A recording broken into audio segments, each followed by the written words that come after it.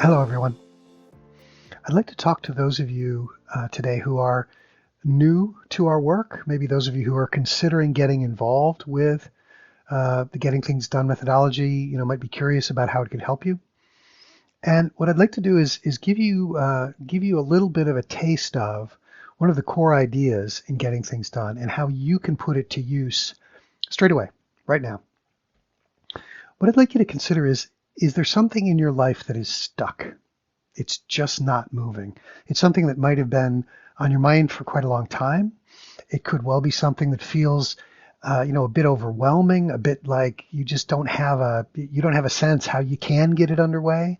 You might be thinking, that it's risky, that it involves, multiple people. It might feel like it's really long term, but for whatever reason, it's not moving forward, and you have the sense that it should be. Here's what I'd recommend.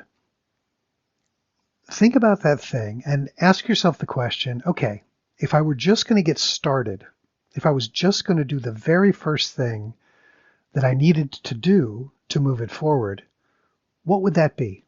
Okay.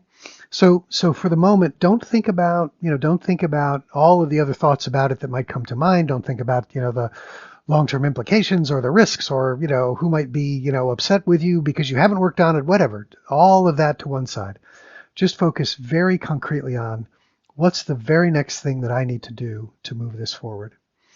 And be as concrete as you can as you identify that thing that you're going to do to move it forward. So do you need to call somebody? Do you need to look up something online? Do you need to message somebody? Do you need to have a conversation with someone?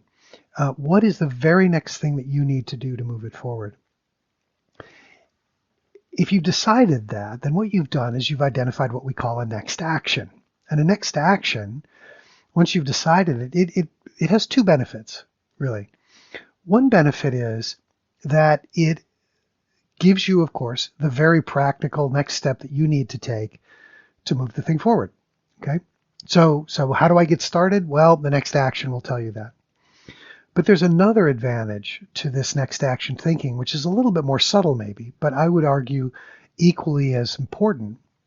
And that is, once you've decided the next action on something, it could very well be that you've moved some considerable way to finishing the thinking on it.